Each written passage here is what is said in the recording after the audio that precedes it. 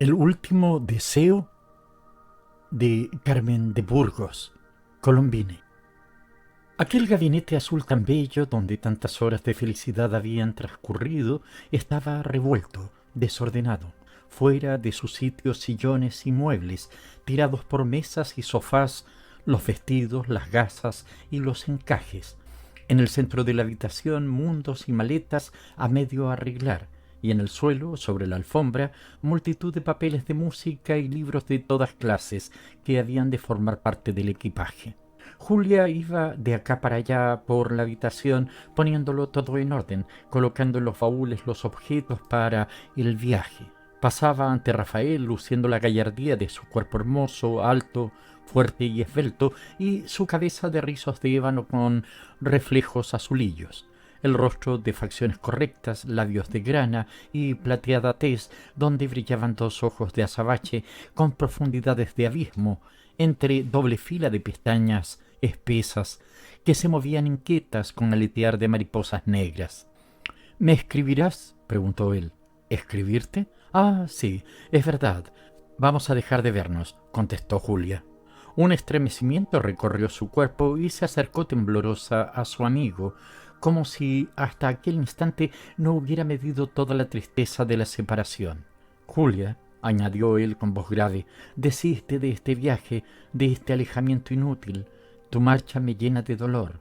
Te amo, Julia, te amo. Encarnas toda la idealidad de mi alma, desvaneces todas mis tristezas en una nueva aurora de felicidad. Y cogiéndole la mano la retuvo junto a él. ¿Por qué no habían de amarse? Se conocían desde mucho tiempo antes, y la simpatía de un dolor común los aproximó. Poco a poco se habían entendido aquellas dos almas buenas y desgraciadas, para llegar a sentir una pasión verdadera y honda. Julia admiraba a Rafael por su carácter fogoso, apasionado, que luchaba noblemente después de haber padecido persecuciones y destierros para servir la causa de la libertad. Era un poeta que no hacía versos, un idealista que no fue comprendido por la mujer a la cual unió su suerte con irreflexión de muchacho. Solo una vez había amado. Su amor fue un imposible, y cuando triste, cansado, creía desierta la vida, venía Julia a resucitar en su alma las ilusiones muertas, la caricia del verdadero amor. Sufría tanto. Desterrado de Italia por sus ideas liberales, vio morir de miseria a un hijo querido entre las tristezas de la expatriación. Desde entonces su hogar perdió el calor del cariño. ¿Cómo dejar escapar la felicidad que aquel amor representaba? Julia lo escuchaba con arrobamiento. No era hermoso. Su rostro tenía la expresión vivaz, nerviosa de los meridionales, moreno, atezado el color y un poco achatada la cabeza, ásperas y rebeldes las cejas, muy abultada la nariz, francos y sensuales los gruesos labios y toscas y duras las facciones. Pero bajo la luz cambiante de unos ojos grandes, melancólicos, profundos, llenos de sinceridad y de honradez, todo el conjunto se armonizaba dulcemente. Oh, yo también te amo, confesó noblemente Julia, pero sabes que hay heridas incurables en mi corazón. Volvió él a persuadirla con su acento grave y sincero. Conocía toda su historia, toda su vida. Era una niña grande llena de fe, de ilusiones, de creencias, un alma buena que el mal pudo herir a su capricho. ¿Por qué había de continuar haciendo un ídolo del hombre que le había destrozado el corazón? Todo aquello eran sueños como los que él alimentó hasta entonces. La realidad era otra, la realidad era el amor.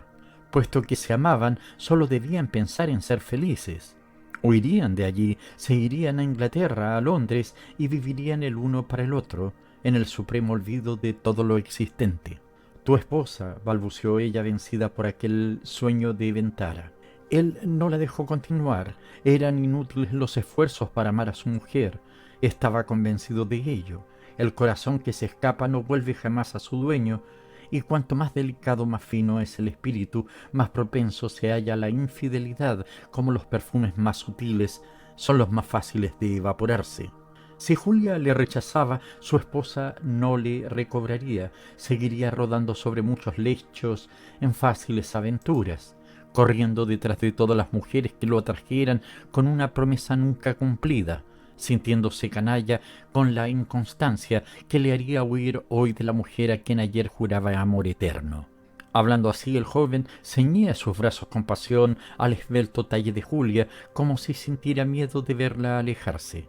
Se abandonó ella al encanto de aquel abrazo. Su cabeza, coronada de cabellos de ébano, cayó sobre el hombro de Rafael, que sin poder resistir el perfume embriagador de aquella piel suave, morena, plateada, transparente, bajo la cual circulaba con ardor la sangre, estampó un beso entre el nacimiento del cuello y el sonrosado lóbulo de la orejita. Estremecióse Julia, pero no se movió, perdida la razón en aquella embriaguez suprema.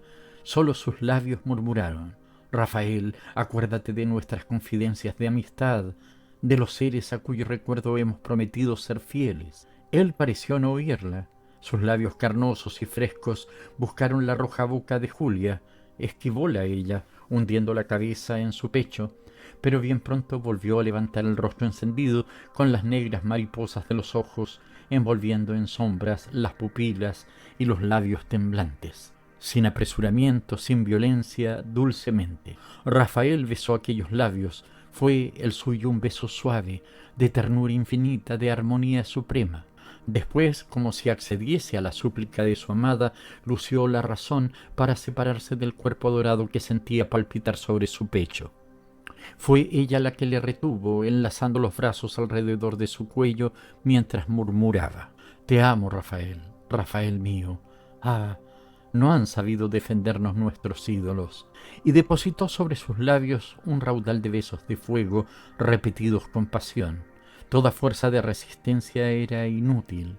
Grande, potente, avasalladora, la ola del amor subió del pecho, estalló en los labios, veló la luz de los ojos entre celajes de nubes azules. Luz, sol, armonías y perfumes de otro mundo más perfecto les inundaban con sus reflejos y sus esencias. Los libros y los papeles se esparcieron sobre la alfombra y de sus hojas se escapó un canto idílico, mientras las encuadernaciones se doblaron bajo el peso de dos cuerpos que se estrechaban con todo el delirio de una pasión largo tiempo contenida y triunfadora al fin. Capítulo 2. Rafael cumplió su palabra. Lo había abandonado todo para seguir a Julia. Su amor era un paseo triunfal por toda Europa. Vivían en un supremo olvido del pasado, del presente y del porvenir, absortos en la pasión que les embriagaba. Rafael envolvía a Julia en una ola de amor dulce. Tenía ternura femenina sin debilidad, renuncias de sus derechos sin abdicación, humildades sin humillaciones. Bueno, amante, condescendiente siempre, se hacía querer y respetar sin imponerle yugo ni deberes, contento de volver a encontrar la felicidad en la pasión poderosa de aquella mujer. Cuando alguna vez ella, temerosa de desagradarlo con algo, le pedía consejo, Rafael le respondía riendo: Haz todo lo que quieras, estás adorable con tus defectos. Pero desde que habían llegado a Londres se sentían molestos, tristes, disgustados. Rafael quería fijar su residencia donde pasó los tristes años de emigrado, y los recuerdos revivían en él con tal fuerza que en algunos momentos le dominaba una extraña sugestión. Con la cartera llena de billetes y crédito en el Banco de Inglaterra, sufría la extraña obsesión de que un acontecimiento imprevisto le dejaría en la miseria, y temblaba acariciando a Julia como si hubieran de volver para ellos los días de pobreza y de dolores. Dentro de su carruaje y su gabán de pieles sentía la sensación del frío, y al lado de la suntuosa mesa del hotel sus nervios excitados experimentaban a veces los tormentos del hambre. Tuvo puerilidades de muchacho. Entró a saludar a las porteras de las casas en que había vivido. Fue a visitar al panadero y al barbero de su barrio. Recorrió a pie los largos trayectos que otras veces se veía obligado a andar, y asomó la cabeza para aspirar el olor de los asquerosos guisotes de los figones en que había comido. Julia disculpaba estas rarezas de una extraña nostalgia, pero había en todo aquello una nube que pesaba sobre su alma como losa de plomo. Ahí, en esa buhardilla que ves sobre el tejado, vivía yo, decía Rafael de pronto. y quedaba parado en medio de la calle como si recompusiera el cuadro de su pasada vida. Le seguía en este trabajo la imaginación de Julia, acostumbrada a convivir con él. Veía la pobre buhardilla desmantelada y sucia, el niño pálido y anémico sobre la falda de la madre, agotada, débil y triste. Veía a Rafael desesperado contemplar el grupo y hallar fuerzas en la sonrisa tranquila y resignada de aquella pobre mujer. Pasó el cartero con su valija al hombro y el paquete de papeles en la mano. Rafael se quedó contemplándolo. «Con qué ansia lo esperaba yo en aquellos tiempos», dijo. «Todos los días a esta hora venía aquí a recibirlo. Cuando traía carta de Italia, qué emoción. Subía temblando la escalera sin atreverme a abrir el sobre». Julia seguía mentalmente la escena de incertidumbre compartida con la esposa infeliz, partícipe de todas las penas y de todas las fugaces esperanzas y alegrías. Sin duda aquella época de dolor y de lucha había unido al matrimonio de un modo indisoluble. En algunos momentos Julia, con su clarividente espíritu de enamorada, veía vivir a aquella mujer pequeñita y resignada en el alma de Rafael entre los fulgores de una sincera estimación. Fueron a ver la casa última en que habitaron. Su extraña obsesión del pasado le impedía conocer el sufrimiento de Julia. Parado ante la acera de uno de los barrios anejos a la gran ciudad, presa de indescriptible emoción, le señaló el balcón de un piso bajo. Aquella era su alcoba, allí había muerto su hijo.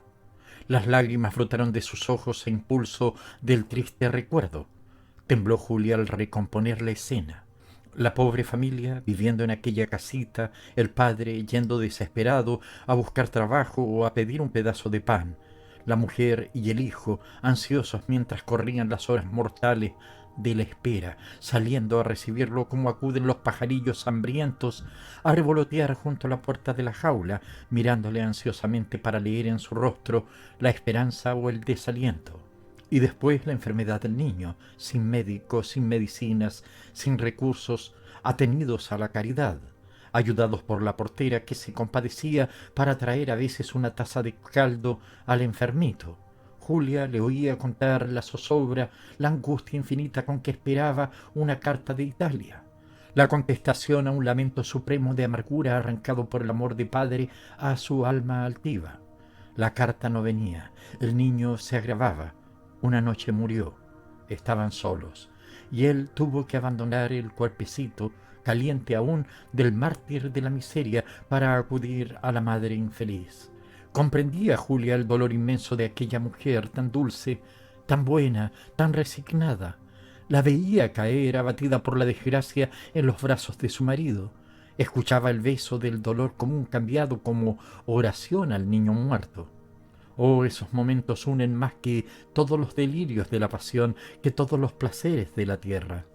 Su larga estancia ante la casita llamaba la atención de los vecinos. Salió la portera al tranco, un ojalatero entreabría los cristales de la tienda y varias mujeres curiosas sacaron la cabeza por los balcones. Casi todos conocían a Rafael y dejaron traslucir en sus ojos algo de asombro al verlo tan elegantemente vestido. Él acudió a saludarlos. Nadie le preguntó por la esposa, pero todos miraron a Julia. Sin duda su aspecto arrogante y sus vestidos lujosos contrastaban con la figura sencilla de la mujercita modesta cuyo recuerdo estaba en aquel momento allí tan vivo. Julia sintió vergüenza por vez primera. Se alejaron, siguieron la corriente del Támesis, murmurante con sus aguas turbias entre la gran ciudad. «Quiéreme mucho, Julia mía», dijo él con doliente voz de niño mimado, como si buscara en el amor casi maternal de la joven una defensa contra los recuerdos del pasado. «¿Quererte?», repuso ella. «¿Quererte? En estos instantes tu espíritu está muy lejos de mí». Estremecióse Rafael. Nunca había escuchado un eco de amargura en la voz de su amada. La idea de que sus espíritus se alejaran le dio miedo. Por un momento su delicadeza habitual le hizo conocer el martirio a que la sometía. Tal vez crees que haya en mi alma evocación del pasado que obedece a otras causas distintas de las que son en realidad. Es el recuerdo de mi hijo el que me persigue, de este hijo que entregué a la muerte sin protesta, sin luchar con ella, vencido por la miseria, dijo con amargura Rafael. Y al recuerdo de aquel niño vibraba algo de odio en su acento, odio contra la naturaleza, contra la injusticia, contra toda la humanidad. Ah, si yo hallara la tumba de mi hijo, quedaría tranquilo, añadió. Era una obsesión, un capricho, un atavismo del culto a los muertos, una reminiscencia de los ideales cristianos, algo semejante a la visión de la carita sonrosada, asomándose entre nubes para sonreír gozosa de ver a su padre cerca de la sepultura. Su espíritu fuerte, sus creencias firmísimas en el no ser, cedían ante el engaño dulce de aquella visión de luz, de esas bellas mentiras de que se valen para hacer prosélitos las religiones, que ofrecen una vida más allá de la tumba. Sonrió Julia bondadosa y le rogó detalles de aquellos momentos tristísimos. El municipio de Londres había enterrado de caridad el cadáver del niño 2 días insepulto. Cuando se lo llevaron, los padres, rendidos, abatidos por el dolor y la miseria, no tuvieron fuerzas para seguirlo, presas ya de la atrofia por exceso de dolor. 2 días después llegó la deseada carta. ¡Qué sarcasmo! ¡Qué amargura! Recibí un dinero que ya no podía servir para el hijo adorado. Aquel bienestar fue una nueva tristeza. Había cambiado la situación política, el matrimonio volvió a Italia, no sin haber comprado al municipio por algunos años el pedazo de tierra en que dormía su hijo.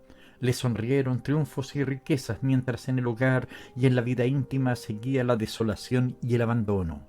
Y ahora, al volver allí para fundar un hogar nuevo, feliz, Rafael sentía la necesidad de visitar aquella tumbita, de llorar al lado del hijo inolvidable, de lo único que le unía al pasado.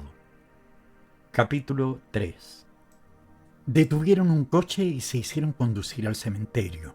Era el 6 de enero, la Pascua de Reyes, la fiesta tan deseada de los niños. Los dos sentían pesar sobre su espíritu aquella coincidencia para aumentar la pena que les embargaba. El cementerio estaba casi desierto. No había visitantes aquel día y a aquella hora. Cerca de la entrada, el conserje, con el cuello del capote subido hasta las orejas y las manos en los bolsillos, se paseaba indiferente a todo. En la avenida central, varios trabajadores recogían las ramas secas y las coronas rotas. Algunos criados cambiaban flores y limpiaban cristales y dorados de las tumbas. Una niebla espesa, húmeda y fría envolvía la tierra como un manto gris. El horizonte se limitaba a los pocos metros, dando al avanzar la impresión de una cortina que fuese descorriéndose para mostrar nuevos objetos, términos más lejanos, una continuación sin fin. Los árboles desnudos se alzaban entre la niebla como gigantescos esqueletos, con las calles entrecruzadas, los millares de capillitas y nichos semejantes a pequeños hoteles. El cementerio tenía el aspecto de una ciudad cuyos habitantes reposaban, pero aquel reposo tenía algo de solemne, de augusto, que hacía pensar en el nirvana, en la inmovilidad, en la compenetración del espíritu humano con la gran alma del universo, en la más dulce de las calmas, en la felicidad perfecta de una materia libre, dichosa, feliz porque no trabaja para engendrar un espíritu que la contradice, la niega y la tormenta. No eran los muertos más grandes los que tenían mejores tumbas. Debajo de un mausoleo soberbio, de una tumba llena de inscripciones, de una capilla de lindo estilo gótico, de un monumento egipcio, de un templo de Pompeya o Roma, dormían desconocidos burgueses, ricos o vulgares aristócratas, olvidados hasta de las familias, cuyos lacayos iban a limpiar la tumba. Y era de ver el lujo con que se rodeaban, el cuidado con que habían esculpido encajes de piedra y relieves en torno de sus sarcófagos, las estatuas costosas y sin arte, todos los esfuerzos para perpetuar un nombre oscuro, sin pensar que para vivir después de muerto hace falta dejar a la posteridad algo más que un mausoleo lleno de ceniza. De vez en cuando el nombre de un gran artista les obligaba a detener el paso y acercarse como si hubieran encontrado un antiguo amigo, un maestro, un ser cuyo pensamiento encarnó en el suyo y le abrió nuevas sendas de luz. Qué pequeño era todo. Genios que conmovieron al mundo con su acento y encontraban mezquino el universo, dormían encerrados en tan estrecho espacio. La naturaleza ciega había destruido en un instante las combinaciones que en el transcurso de los siglos formaron un cerebro superior. La armonía de los dioses que vibró en sus cantos había cesado y de todo aquello no quedaba más que polvo, podredumbre, gusanos de su propio cuerpo encerrado en un ataúd y la ostentación vana de la humanidad viviente, aferrándose en su soberbia y su egoísmo al fantasma de la inmortalidad. Dejaron atrás la ciudad de los muertos ricos, cruzaron el pequeño espacio destinado a cementerio civil, donde hasta después de muertos se arrojan los cuerpos que encerraron espíritus libres de prejuicios religiosos. Pasaron ante el odioso crematorio, estremeciéndose al ver su aspecto de fábrica y las chimeneas ennegrecidas por el humo de carbones humanos, sin detenerse en el lúgubre columbarium. Penetraron al fin en la ciudad de los pobres. Era un jardín de muertos. Unidas unas con otras, las tumbas se asemejaban a pequeños lechos blancos adornados con cruces de mármol, coronas, flores y farolillos cuidados por los servidores de la administración que tratan de evitar el aspecto repugnante. Entraron Julia y Rafael por aquel dédalo de callejuelas. Con avidez miraban las tumbas más pequeñas, las más descuidadas, todo en vano. No se encontraba nada. Al volver un recodo, en uno de los ángulos más tristes del cementerio, se alineaban 4 tumbitas blancas, cuidadas, coquetas, revelando la mano piadosa de alguna persona que conservaba la memoria de los que allí reposaban. En medio de ellas, llena de polvo, de maleza, con la barandilla rota y deslucida, otra pequeña tumba sobre la cual alzábase una vara, en cuyos extremos superior lucía una tablilla escrita con esas letras mal formadas que se ven en las muestras de algunas carbonerías. Emilio Monari era allí. Aquella era la sepultura. Debajo de aquella tierra estaban los restos de la criaturita dorada. Parecíale al padre verla acostada en una cuna con las quedejas rubias sobre la blanca almohada, esperando un beso para abrir los párpados, y sentía impulsos de separar la tierra para besarla. La realidad se impuso, la tristeza infinita de la verdad que pocos seres tienen el valor de mirar cara a cara. De su hijo no quedaba nada, ni allí ni en el infinito, materia que se había disgregado para la continua evolución de las cosas. Por un momento se indignó contra la ciencia, envidió a los creyentes y a los ignorantes, pero bien pronto, en la misma negación que le atormentaba, halló el consuelo. Mejor era así. No se perpetuaba el sufrimiento en un ser, no había una criatura que se afligiera con su pena detrás del azul. Sus ojos se humedecieron con una lágrima, se descubrió y fue a besar aquel nombre querido. Julia cayó de rodillas y sollozaba con amargura. No había sido madre jamás, pero en aquel instante supremo sentía la maternidad con toda su sublime grandeza, un dolor que le desgarraba las entrañas para hacerla digna del amor. Tal vez Rafael experimentó la misma sensación dulce al acercarle a ella. Se levantó y, abrazados con las cabezas juntas, lloraron largo rato, más unidos que nunca. Una impresión de angustia común los acercaba. Sentían ambos la misma tristeza ante el abandono de la tumba. Ninguno se atrevía a elevar la voz en medio de aquel silencio augusto. La niebla, más densa aún, les envolvía, aislándoles de todo. Parecían envueltos en cielo. Fue Rafael el que habló primero para formular una pregunta. ¿Qué hacer? Vamos a la conserjería, contestó Julia. Compraremos este terreno y rodearemos de flores y de amor a la criaturita adorada que no podemos acariciar. Vamos, asintió él, embelleceremos la tumba de nuestro hijo. Le agradeció ella con un apretón de manos la delicada frase. Su hijo, sí, le había desgarrado las entrañas en un dolor supremo y maternal. Fueron al despacho y en pocas horas quedó todo arreglado. Alzarían una lujosa capillita para su niño querido, pero aquel día no podían dejarlo así. Era el día de las fiestas infantiles y el niño abandonado tendría también su ofrenda de flores. La dicha que no conoció vivo se acercaba a su tumba. Acudieron criados y jardineros con el servilismo que rodea siempre a la gente rica. Un muchacho moreno y fornido, de manos gruesas y uñas recomidas por el continuo revolver en la tierra, empezó a arrancar las plantas secas y las hierbas de la tumba. Tal vez en aquellas raíces que tiraban irían los únicos restos del adorado niño.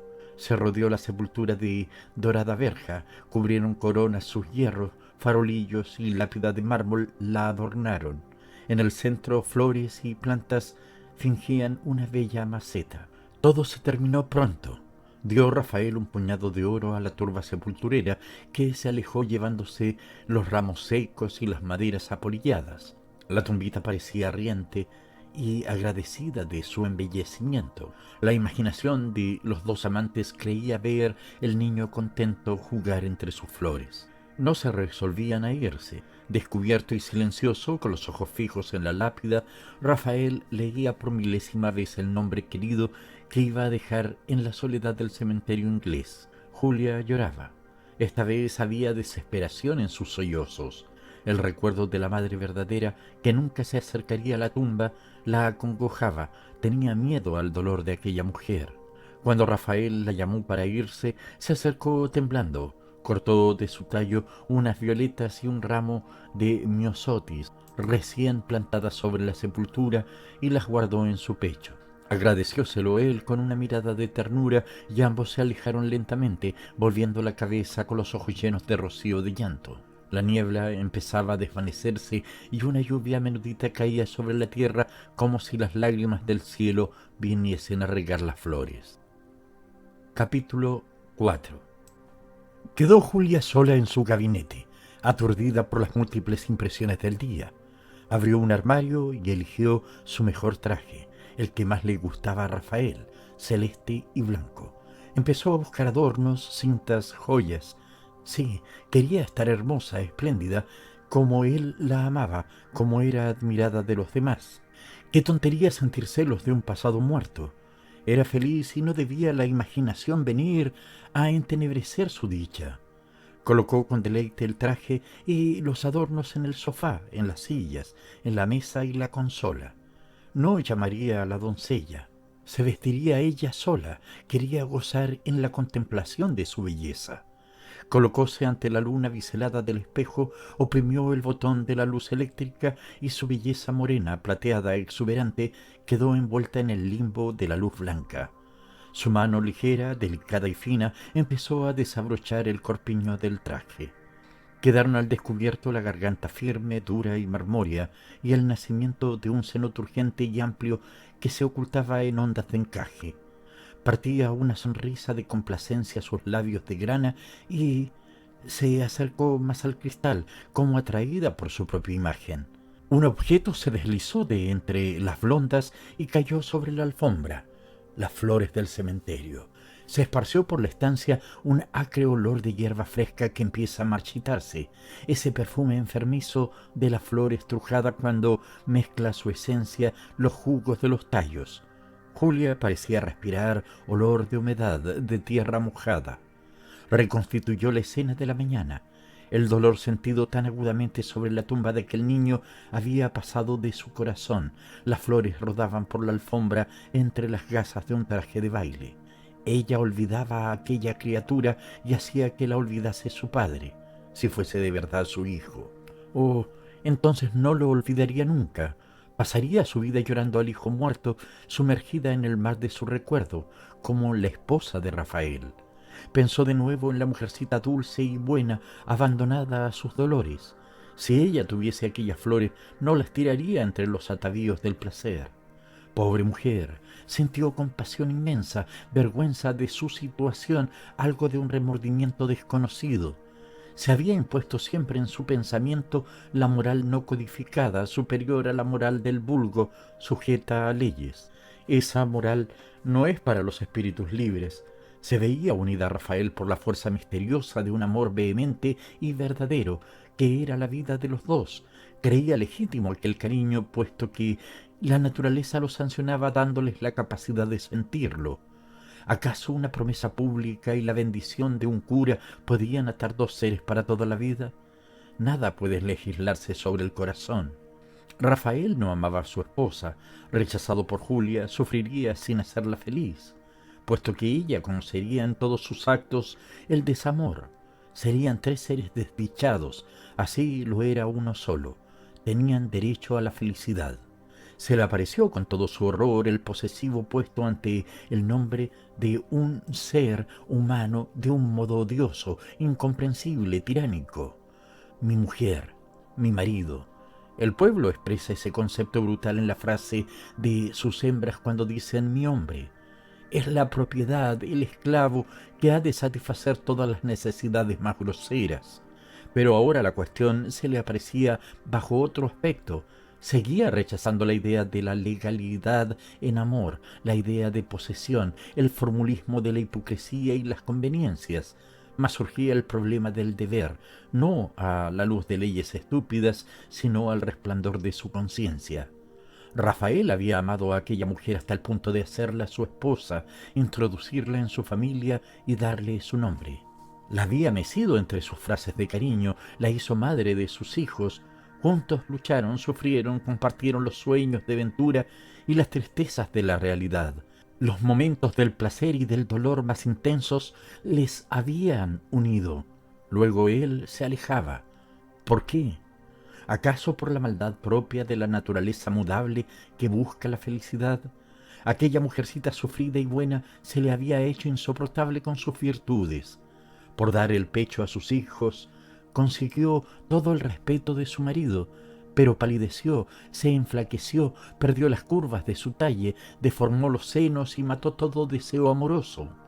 Por cuidar maternalmente de Rafael, por atender a su casa, por economizar y rodearlo de comodidades, se le apareció desgreñada, mal vestida, sin perfumes, despoetizada entre los quehaceres del hogar. Así ganó toda su consideración, pero perdió todo su amor. Aquello era injusto, triste, despreciable, pero tenía la fuerza inflexible de los hechos. Rafael no era culpable de que fueran tan ruines y bastardos los sentimientos de la humanidad, y Julia no podía acusarse de amarlo ni de ser amada por él. Pero el recuerdo de la pobre mujer abandonada en recompensa a su bondad la atormentaba. La veía vestal de un amor único, llorar recluida en el fondo de su hogar vacío, lejos del sepulcro del hijo querido, de aquel pedazo de su alma dejado allí en una época de dolor que debía unirla al marido con toda la fuerza que no tenían las leyes. ¿Por qué no devolverle la felicidad? ¿Acaso Rafael no la amaría de nuevo si estuviese solo, desengañado, deseoso de encontrar la paz, el descanso de los afectos sinceros? Julia pensó en la acción heroica de enviar aquel corazón con el recuerdo del hijo cerca de la infeliz mujer. Pero, ¿y ella? ¿Y su felicidad? ¿Tenía nadie derecho a exigirle el sacrificio? No. Se revolvió airada contra sus pensamientos, sintió impulso de pisotear las flores. Rafael la amaba y no tenía más deber que el de conservar su cariño, el de ser feliz. ¿Podría serlo ya envenenada por aquellos pensamientos? ¿Acaso no se le escaparía aquel corazón? Mejor dicho, ¿era suyo? Pensó con terror que nada sería capaz a borrar del alma de su amante el recuerdo de sus días de amargura y de sus días de pasión. Vio claro que conservaba para la esposa desgraciada la consideración que no inspira la belleza triunfadora. Vio el remordimiento que le seguía reflejado en el deseo de aturdirse. Sí, sin duda Rafael era un alma errante, a pesar de su amor, un alma que tenía que vivir siempre en lo externo, sin recogerse dentro de sí, por no ver encenegado el lecho de reposo, la selva florida de la placidez del espíritu a la cual se ha llamado conciencia. Desde ahora ella viviría así también, sin las dulces horas de contemplación y de dicha, como un viajero fatigado que no puede descansar un momento sin herirse con espinas y desgarrarse las carnes con malezas. Inclinó la frente. Su pecho había quedado impregnado con el perfume de las flores. Le pareció que olía a muerto. Vértigo, neurastenia, genialidad, tontería o locura sublime, algo raro la agitó y levantó su espíritu hasta el sacrificio. No pensó en sí misma, no pensó en Rafael, tal vez en nada. Presa de agitación impulsiva, obrando como un autómata, como un hipnotizado, como una sonámbula, se acercó al pupitre y escribió: Rafael mío, ¿por qué te escribo? ¿Qué viento de locura sopla sobre mí? No sé. Pero los días pasados en Londres, las horas transcurridas cerca de la tumba de tu hijo, han transformado toda mi vida. Guarda el perfume de nuestras horas felices como el ensueño de una vida pasada y vuelve al lado de tu mujer. Lo deseo, y si es preciso lo ordeno. No sufras, resígnate. Yo quiero conquistar con este sacrificio un puesto en tu consideración. Esta le pertenece por entero a otra. Yo tengo celos de un sentimiento de que no participo y te reclamo un poco. Adiós. Te dejo esas flores, llévaselas a la madre. Adiós, Rafael. Me alejo para siempre para buscar el eterno descanso que no puedo hallar en la vida. Soy cobarde y prefiero el reposo al sufrimiento. Me asusta pensar que un día me dejes sola, que te alejes de mí. Quiero morir hermosa y amada, porque te amo, Julia. Colocó lo escrito y las flores con mano febril bajo un sobre, se vistió con apresuramiento el traje de baile, puso cintas en sus cabellos y perfumes en sus ropas. Luego abrió el cajón del botiquín y apuró de un trago el contenido de un frasquito de láudano. Reprimió con voluntad firme las náuseas producidas por la droga y borró cuidadosa con la toalla el rastro que dejó en sus labios. Después, como el que ha terminado todos sus quehaceres, se sentó en el sofá, inclinó la cabeza en el respaldo. Aletearon luchando con el pesado sopor del sueño las mariposas negras de los párpados y no tardaron en quedar inmóviles, vencidas. La mano delicada se extendió aún a lo largo de la falda como si pretendiera arreglar los pliegues del traje. Quería estar hermosa cuando Rafael la viese por última vez. Fin.